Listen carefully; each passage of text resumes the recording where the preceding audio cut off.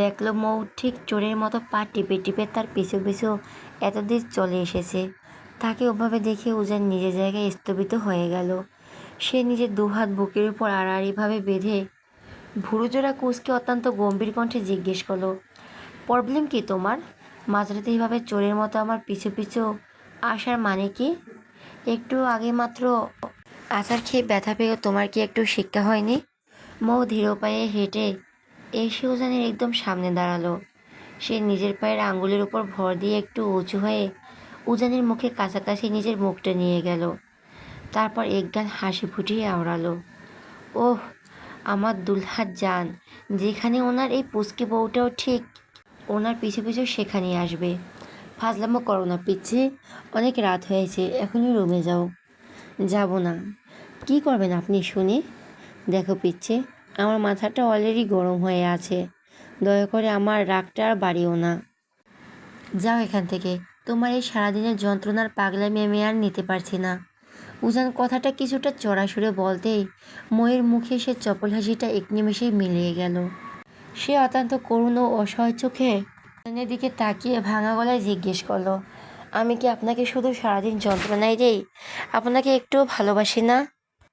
ময়ের ওই বুক ভাঙা অসহায় স্বরে আগল প্রশ্নটা উজানের কানে কোনো এক তীব্র বজ্রপাতের মতো গিয়ে বাজতে লাগলো। সে খুব ভালো করে টের পাচ্ছে তার এই রুক্ষ আর কঠিন কথায় মেয়েটা বড্ড কষ্ট পেয়েছে। কিন্তু উজান নিজেরও তো আজ কিছুই করার নেই।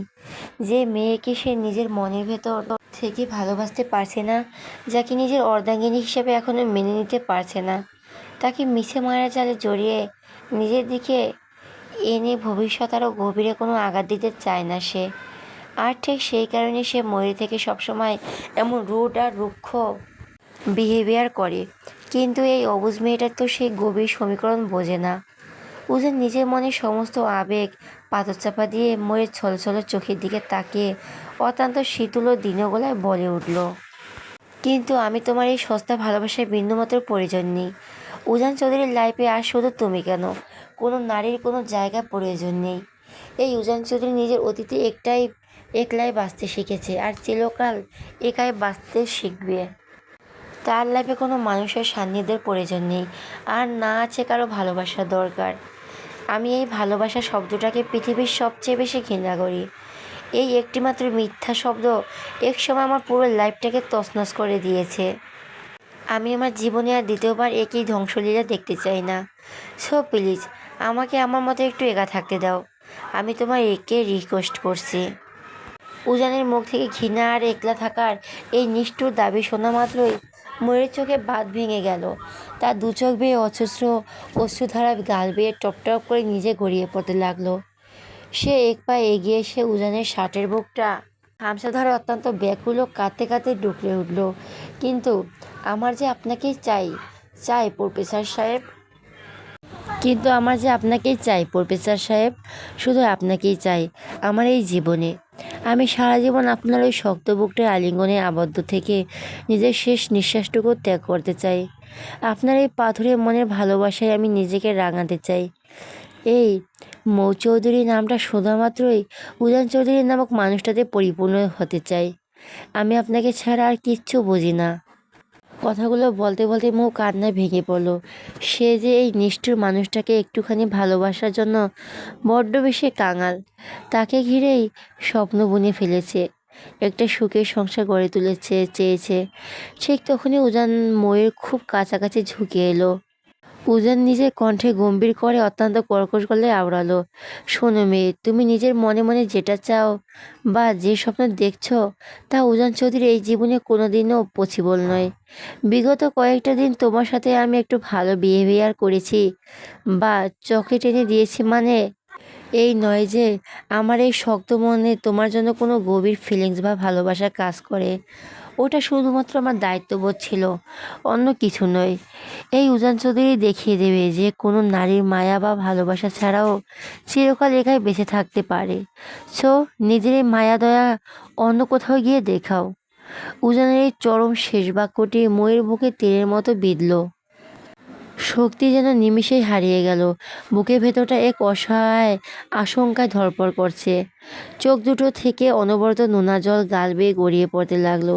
সে তো নিজের মুখ ফুটে আগেই বলেছিল সে বড় অভাগী, বড্ড বেশি ভালোবাসার কাঙাল সে। তবুও কেন প্রতিদিন এই মানুষটিকে দেওয়া কথা তীব্র আঘাতে তাকে এভাবে তিল তিল করে পড়তে হয়? তবুও কেন প্রতিদিন এই একটি মানুষকে দেওয়া কথায় তীব্র আঘাতে তাকে এভাবে তিল তিল করে পড়তে হয়? দুনিয়ার সব কষ্ট সে মুখ বুজে সহ্য করতে পারলেও এই একটি মানুষের দেওয়া সামান্যতম অবহেলাও তার যে সহ্য ক্ষমতার বাইরে। ভীষণ ভালোবাসে সে এই পাথুরে মনের মানুষটাকে। তাকে ঘিরে তো নিজের মনের গহীনে একটা পরিপূর্ণ ঘর বাঁধার রঙের স্বপ্ন বুনেছে সে। অনন্তকাল শুধু তাকে ভালোবেসে যেতে চায়, কিন্তু তার এই পবিত্র স্বপ্ন কি কোনোদিনও পূর্ণ হবে না? সে কি কোনোদিনও ঠাঁই পাবে না প্রফেসর উজান চৌধুরীর হৃদয়ের মণিকোঠায়? উজান আর এক সেকেন্ডও দাঁড়ালো না, নিজের নিস্ততম গন্তব্যের দিকে পা বাড়িয়ে অন্ধকারের মাঝে হারিয়ে গেল। মৌ পূর্বের ন্যায় নিথর পাথরের মতো নির্স্পন্দন হয়ে ওখানেই দাঁড়িয়ে রইল। কিন্তু পরক্ষণেই সে তীব্র আঘাতে যন্ত্রণা তার বুকটা মোচড় দিয়ে উঠল।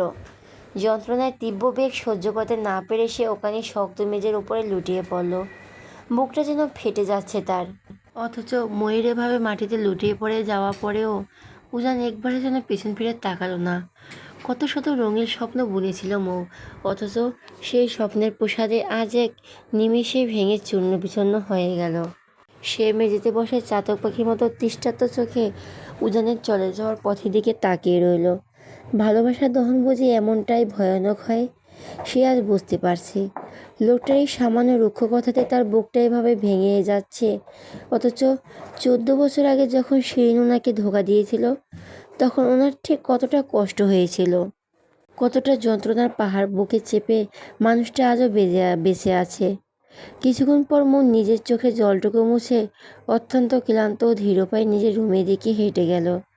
নিস্তেজ ও অবসরটা বিছানার এক কোণে এলিয়ে দিল সে। তবে প্রতিদিনের মতো আজ আর সে ওজানের ব্যবহৃত বালিশটার দিকে হাত বাড়ালো না।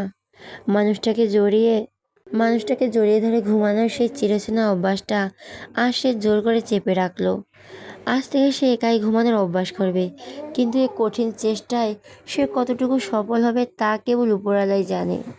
যে মানুষটা তার সামান্য ছোঁয়াতে বিরক্ত হয়, তাকে অত্যন্ত মৌ আর নিজে থেকে যেচে জ্বালাতন করতে যাবে না। প্রায় ঘন্টাখানেক পর উজান অত্যন্ত শান্ত পায়ে রুমে প্রবেশ করলো। ভেতরে ঢোকা মাত্র এক অদ্ভুত ও থতমত শূন্যত এসে গ্রাস করলো তাকে। প্রতিদিন রুমে ঢুকলে যে মেয়েটা প্রজাপতির মতো ডানা মেলে তার চারপাশটা মুখরিত করে রাখত, আর সে বড্ড নিশ্চুপ। উজানকে একটু হাট করার জন্যই হয়তো আজ মৌ রুমের সব লাইট অফ করে রেখেছে, কেবল একটা ছোট্ট ডিম লাইট জ্বালানো। সেই ডিম লাইটের লাল, নীল আর সবুজ আলোর মিশ্রণে পুরো রুমটা এক মায়াবী আলোকিত হয়ে আছে। উজান ধীর পায়ে বিছানার দিকে এগিয়ে গেল। ময়ূর একদম পাশে বসে আছে, শান্ত ঘুমান্ত মুখখানির দিকে তাকিয়ে আনমনে ফিসফিস করে বলে উঠল, I am really sorry Mrs Chowdhury, আপনাকে আমি হার্ট করতে চাই না। তবে আমাকে নিয়ে আপনার ঘর বাঁধার স্বপ্ন যে আমি পূরণ করতে পারবো না। সারা জীবন আমি আপনাকে আগলে রাখবো, কথা দিলাম, তবে ভালোবাসতে পারবো না।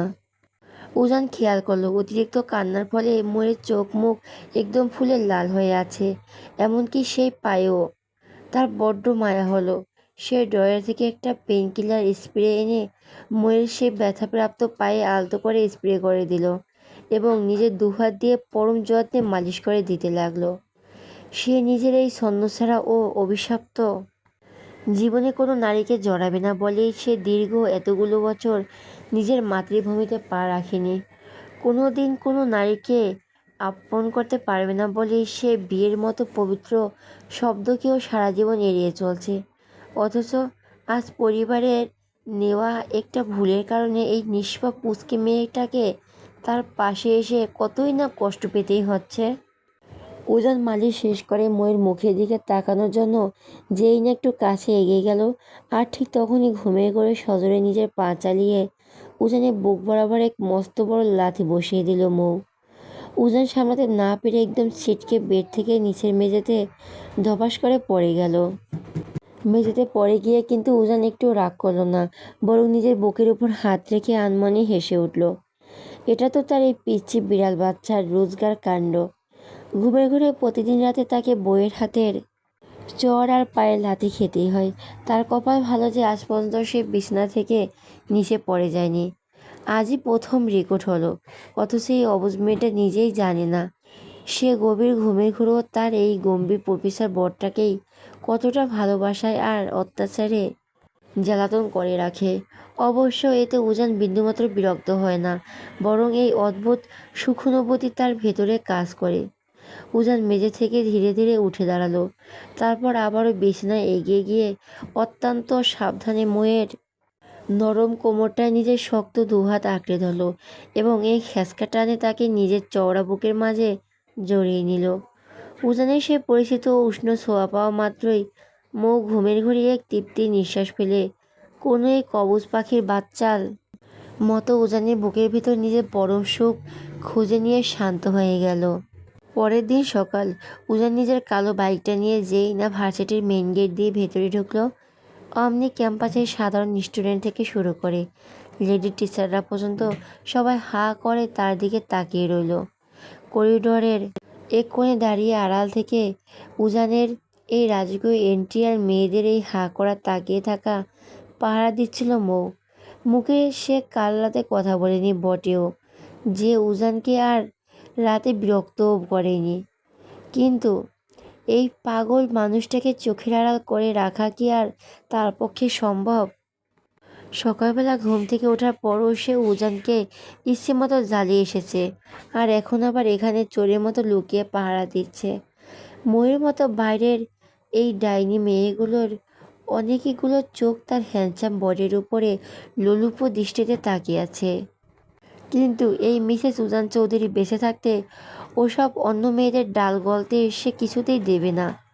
উজান বাইকটা পার্কিং রেখে নিজের পার্সোনাল কেবিনের দিকে যায় না পা বাড়াবে, ঠিক তখনই ঝড়ের গতিতে এসে তার সামনে পথ আগলে দাঁড়ালো শিরিন। শিরিনও আসলে এই একই কলেজের নতুন জয়েন করা ম্যাম। অবশ্য এই স্বনামধন্য কলেজে তার জয়েন করার একমাত্র প্রধান কারণই হলো উজান চৌধুরী। উজানকে যে কোনো মূল্যে নিজের জীবনে ফিরিয়ে পাওয়ার এক নতুন কুৎসিত উপায় এটি। শিরিন আজ একটা জামকালো লাল রঙের শাড়ি পরে চড়া মেকআপ নিয়ে একদম সেজেগুজে উজানের সামনে এসে দাঁড়ালো। উজান ধীর পায়ে হেঁটে আসছিল, কিন্তু শিরিনকে সামনে দেখা মতোই সে তার দিকে এক পলক না তাকিয়ে সোজা তার পাশ কাটিয়ে চলে গেল। পুরো করিডোরে বেশ কয়েকজন স্টুডেন্ট আর স্টাফ তাদের দিকে তাকিয়েছিল, ফলে সবার এরকম উপেক্ষা দেখে অপমান বোধ করে শিরিন। সে রাগে ক্ষোভে আর দুঃখে আবারও তড়িৎ গতিতে উজানের পিছু নিল এবং সোজা তার পার্সোনাল কেবিনের দিকে পৌঁছালো। উজান নিজের কেবিনে ঢুকে সবেমাত্র চেয়ারে হেলান দিয়ে বসেছিল, ঠিক তখনই অনুমতি ছাড়া ধরপড় করে রুমে আগমন ঘটল শিরিনের।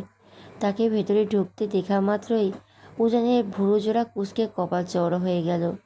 সে নিজের চোখে সানগ্লাসটা টেবিলের উপর রেখে রাগান্বিত দৃষ্টিতে বাঘের মতো গর্জন তুলে চেঁচিয়ে উঠল, এই কালনিগিনি, তুই কার পারমিশন নিয়ে আমার পার্সোনাল কেবিনে ঢুকেছিস? হ্যাঁ, তোকে কি আমি এখানে আসার কোনো রাইট দিয়েছি? Just get out. শিরিন উজানের এমন রুক্ষ ব্যবহারে বিন্দুমাত্র দমে না গিয়ে উল্টো নিজের ওড়নাটা ঠিক করে বলল, জাস্ট শ্যাট আপ উজান। তুমি সবসময় আমার সাথে এমন মিসবিহেভ কেন করো বলো তো? আমি মানলাম 14 বছর আগে তোমাকে ছেড়ে চলে যাওয়ার জন্য তুমি বড্ড বেশি কষ্ট পেয়েছিলে, তাই বলে আজ এত বছর পরে তুমি আমার সাথে রোজ এমন থার্ড ক্লাস আচরণ করবে? উজান নিজের চেহারা ছেড়ে বিদ্যুৎ গতিতে টেবিলের উপর এসে দাঁড়িয়ে কড়া গলা ধমকে উঠল, you just shut up Shirin. তোর মতো একটা চরিত্রহীন আর খচ্চর মেয়ে চলে যাওয়ার জন্য উজান চৌধুরী নিজের লাইফে কোনো দিন 1 সেকেন্ডের জন্য কষ্ট পায়নি, মনে রাখিস। সো বেশি নাটক না করে এখনই আমার কেবিন থেকে দূর হ, just get out from here. কিন্তু উজানের এই হিংস্রসুলভ রাগে কণ্ঠস্বরও শিরিনের মাঝে কোনো ভ্রুক্ষেপ হলো না। সে নিজের জায়গায় নির্লজ্জের মতো দাঁড়িয়ে রইল। হঠাৎ করে সে আরও এক পা এগিয়ে গিয়ে উজানের একদম গা ঘেঁষে দাঁড়ালো, এত রেগে যাচ্ছ কেন বেবি? আমি তো তোমার আজও ঠিক আগের মতোই ভালোবাসি। চলো না, অতীত ভিলে আমরা দুজন আবারও নতুন করে সব কিছু শুরু করি। ভালোবাসি আর নতুন করে শুরু করার ওই নির্লজ্জ প্রস্তাব শোনা মাত্রই উজানের মাথায় রক দপদপ করে উঠল। সে আর এক মুহূর্ত নিজের রাগ নিয়ন্ত্রণ করতে পারল না। বিদ্যুৎ গতিতে এগিয়ে গিয়ে নিজের এক হাত দিয়ে শিরিনের গলা শক্ত করে চেপে ধরে তাকে দেওয়ালের সাথে ডলে ধরল গুজান। নিজের দাঁতে দাঁত পিষে চোখ দুটো লাল করে কটমট স্বরে বলল, ওই কান্নাকানি ভালোবাসি ওয়ার্ডটা যদি তোর এই অপবিত্র মুখ দিয়ে আর একটিবারও রিপিট করিস, তবে তোকে আমি ওখানে খুন করে মাটিতে পুঁতে ফেলবো। আর তুই কি বললি, সব কিছু নতুন করে শুরু করবি? Like seriously? তোর কি মনে হয় প্রফেসর উজান চৌধুরী তোর মতো একটা অন্যের ফেলে দেওয়া সেকেন্ড হ্যান্ড জিনিসের প্রতি বিন্দুমাত্র কোনো ইন্টারেস্ট বা রুচি আছে? উজান শিরিনের মুখের একদম কাছে নিজের মুখটা নিয়ে তীব্র উপহাসের সুরে আবারও আওড়ালো, যেখানে আমার নিজের ঘরে অলরেডি একটা লাল টুকটুকে আসমানের ডানাকাটা পরীর মতো পবিত্র বউ রাজত্ব করছে, সেখানে আমি তোর মতো একটা থার্ড ক্লাস আর সস্তা মেয়ের দিকে চোখ তুলে তাকাবো? এটা তুই তোর ওই গোবর ভরা মাথায় ভাবলি কিভাবে শুনি? শিরিন উজানের ওই লোহার মতো শক্ত হাতের খাঁচায় আটকে গিয়ে দম বন্ধ হওয়ার উপক্রম হলো। সে নিজেকে ছাড়ানোর জন্য মরিয়া হয়ে ছটফট করতে লাগলো। উজান তাকে এক ঝাটকে দূরে ছুঁড়ে মারল। সে মেঝেতে পড়ে গিয়ে কোনো মতে নিজের গলা চেপে ধরে কাঁদতে লাগলো। হঠাৎ করে উজানের মুখ থেকে নিজের ঘরের বউ আর আসমানের পরীর কথা শোনা মাত্রই শিরিন আকাশ থেকে পড়ার মতো তীব্র চমকে সোজা হয়ে তাকালো। উজান চৌধুরী বিয়ে করেছে, অথচ সে নিজেই এই খবর জানে না। সে বড় বড় চোখ করে জিজ্ঞেস করলো, বউ মানে? তুমি বিয়ে করেছো উজান? কবে, কখন, কাকে বিয়ে করলে তুমি? উজান নিজের ঠোঁটের কোণে এক চরম বিজয়ের হাসি ঝুলালো। সে প্যান্টের পকেটে দুহাত গুজে পা ফেলে আবারও নিজের সেই ঘূর্ণায়মান চেয়ারটায় গিয়ে বসলো। তারপর নিজের ব্ল্যাক সানগ্লাস স্টাইল করে চোখে পড়তে পড়তে ঘড়ির দিকে তাকিয়ে জবাব দিল, আজ থেকে ঠিক 21 দিন, 17 ঘন্টা, 34 মিনিট এবং 21 সেকেন্ড আগে। আর উজান চৌধুরী কোনো থার্ড ক্লাস মেয়েকে নয়, একটা কিউট বিড়ালের বাচ্চার মতো পুচকে পরীকে নিজের বউ বানিয়েছে। So say our from me miss Shirin, নয়তো পরের বার শুধু গলা টেপাতে শেষ হবে না। মাইন্ডেড। শিরিন এবার চিৎকার করে উঠল, কি? বিয়ে করেছো মানে? আমি মানি না তোমার এই বিয়ে। উজান, তোমার বউ শুধু আমি হব, আর কেউ নয়। ভালো করে মাথায় ঢুকিয়ে নাও। উজান খানিকটা সামনে গিয়ে ঝুঁকে এসে বাঁকা হেসে ফুটিয়ে আওড়ালো, প্রফেসর উজান চৌধুরী, একবার ইউজ করে টিস্যু কখনো দ্বিতীয়বার ইউজ করে না। তোর মতো থার্ড ক্লাস মেয়েকে তো কোনো জন্মেও নয়। উজান চৌধুরীর লাইফে অলরেডি একটা পরী রাজত্ব করছে, সেখানে তোর মতো মেয়ের নোংরা ছায়া তো ভুলেও আর আমার উপর পড়বে না। এরপর যদি নেক্সট টাইম তুই আমাকে বা আমার পার্সোনাল লাইফে কোনো রকম ডিস্টার্ব করতে আসিস, তবে আমার ওই বিড়ালের বাচ্চাকে তোর পেছনে লেলিয়ে দেব। উজান চৌধুরীর হাত থেমে, হয়তো তুই কোনো মতো বেঁচে ফিরতে পারিস, কিন্তু মিসেস উজান চৌধুরীর হাত থেকে তোর ছাড় পাওয়া বিন্দুমাত্র সম্ভাবনা নেই। মাইন্ডেড। কথাটা শেষ করে উজান আর কোনো সুযোগ না দিয়ে শিরিনকে এক প্রকার ধাক্কা দিয়ে নিজের কেবিন থেকে বের করে দিল।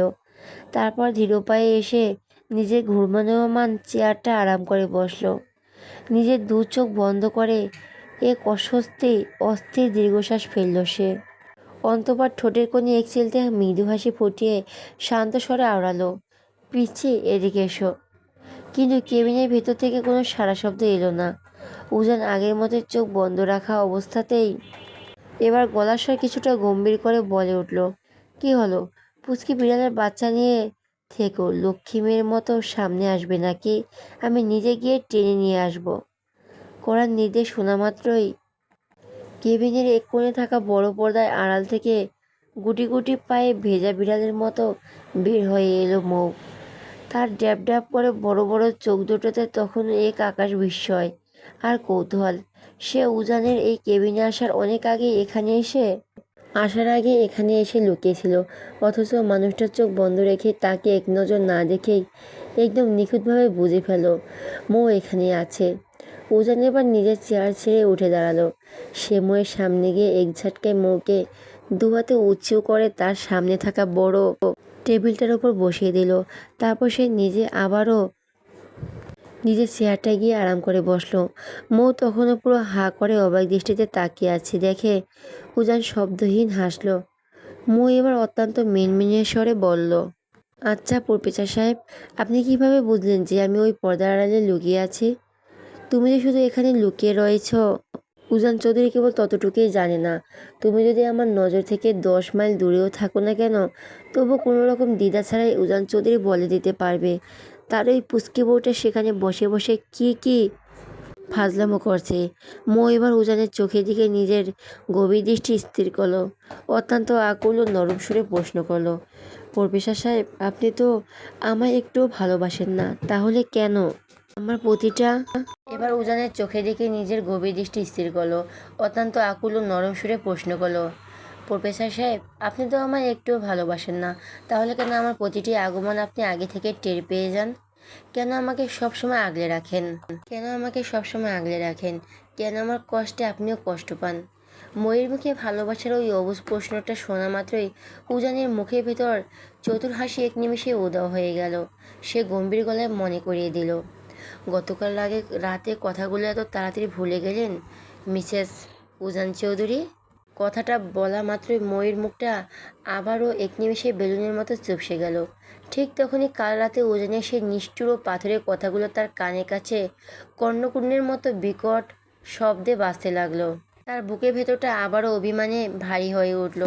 মুখে এভাবে চুপ হতে দেখে উজান নিজের হাতঘড়ির দিকে তাকালো। তারপর গম্ভীর গলায় কড়া নির্দেশ দিয়ে বলল, বিকেলে বান্ধবীদের সাথে বাইরে ফুচকা খাওয়ার যে প্ল্যানিং করছো ওটা এখনই ক্যান্সেল করো। আমি বাসায় ফেরার সময় নিজে তোমার জন্য ফুচকা নিয়ে যাব। আর হ্যাঁ, সবসময় ইম্পর্ট্যান্ট কথা, আমার যে একে অপরের হাজব্যান্ড ওয়াইফ এই সত্যিটা যেন এই কলেজের কোনো স্টুডেন্ট বা টিচার ভুলেও জানতে না পারে, বুঝতে পেরেছো? মৌ নিজের ফুলানো গালটা আরও এক কাঠি বাড়িয়ে উজানের কড়া নির্দেশ শুনে বাধ্য মেয়ের মতো শুধু আলতো করে মাথা নাড়ল। উজান চৌধুরী হঠাৎই উঠে দাঁড়ালো। তাকে আচমকা উঠে দাঁড়াতে দেখে মৌ টেবিল থেকে নেমে চট করে সোজা হয়ে দাঁড়িয়ে গেল।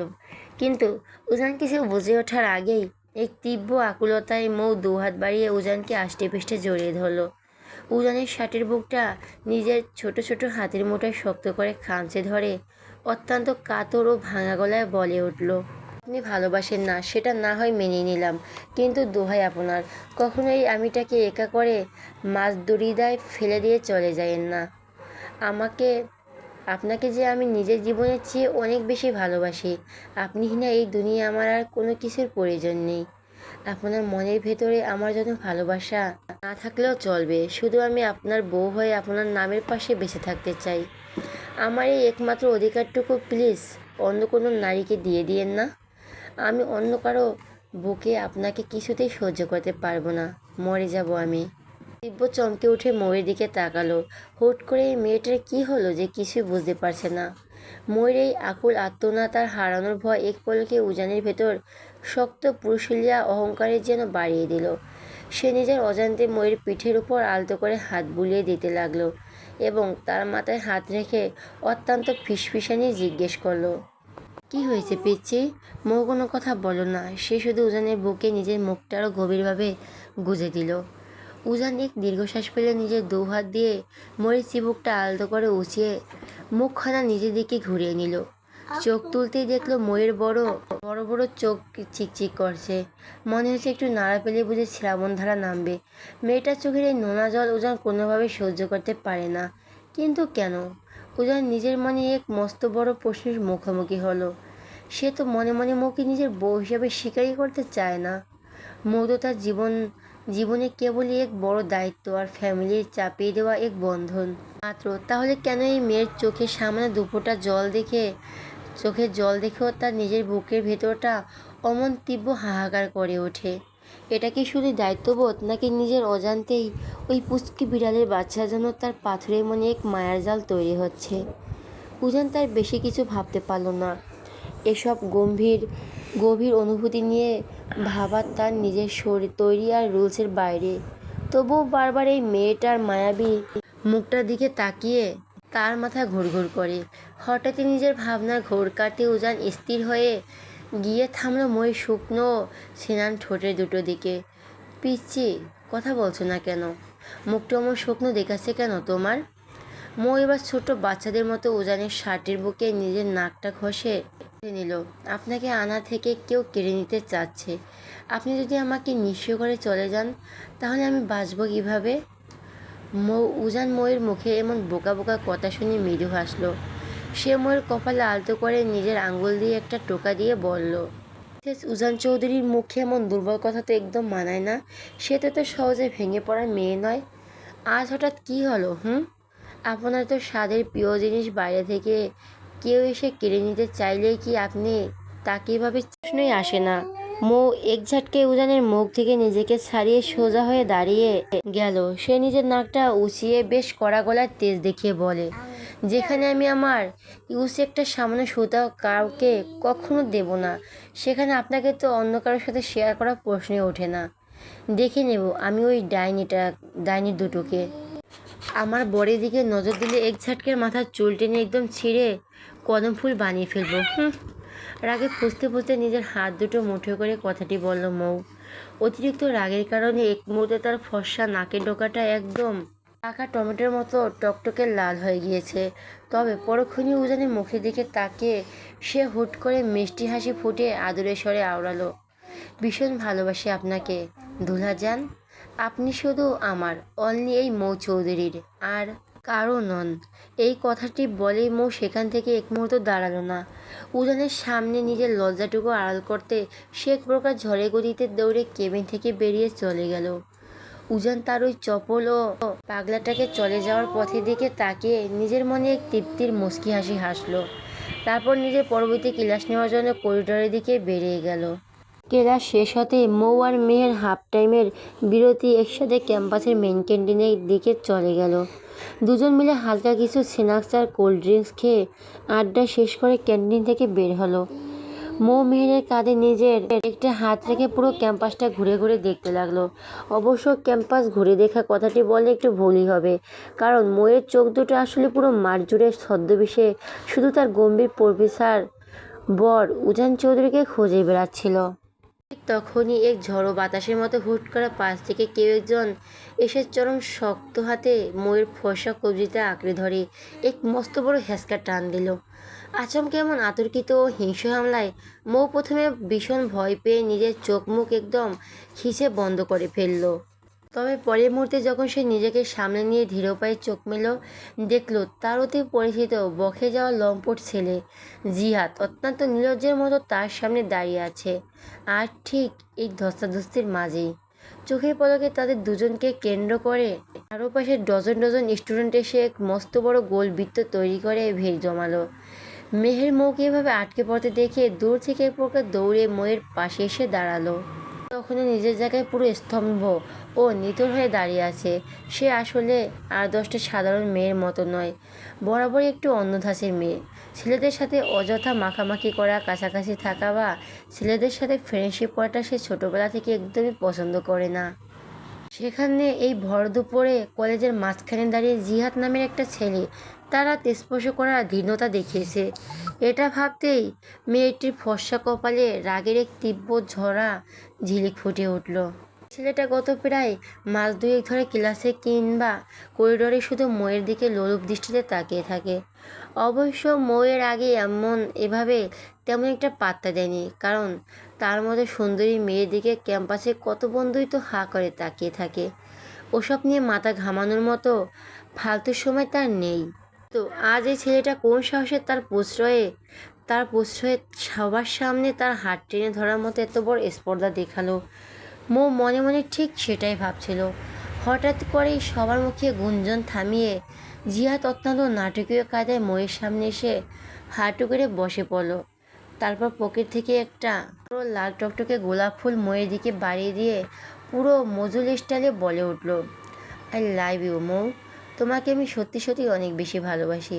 বিগত 2 মাস ধরে প্রতিদিন তোমায় এই কথাটি বলতে চেয়েছি, কিন্তু মন থেকে কিছুতেই সাহস জোগাতে পারিনি। আজ সবার সামনে সেই সাহসটা করিয়ে ফেললাম। প্লিজ আমার এই পবিত্র ভালোবাসাটা তুমি এক্সপেক্ট করো। জিহাদের এই ফিলিং স্টাইলের প্রপোজাল দেখে চারপাশ থেকে ইচ্ছুক স্টুডেন্ট করাতালি আর শীষ দেওয়ার বিকট শব্দ ভেসে এলো। মেয়ের এই পরিস্থিতি দেখে নিজের শুকনো ঢোক গিলল। সে ময়ের ভেতরের আসল রূপটা খুব ভালো করে চেনে, তাই সে স্পষ্ট বুঝতে পারছে আজ এই ক্যাম্পাসে খুব বড় রকমের একটা তুফান বা কালবৈশাখী ঝড় আসতে চলেছে। ঠিক তখনই মেরে ভাবনার মাঝে হুট করে বাঘিনীর মতো গর্জে উঠল মৌ। সে আর এক সেকেন্ডও সময় নষ্ট না করে জিহাদের ওই হাঁটু গেড়ে বসা মুখের গাল বরাবর সজোরে ব্যাক টু ব্যাক কয়েকটা থাপ্পড় বসিয়ে দিল।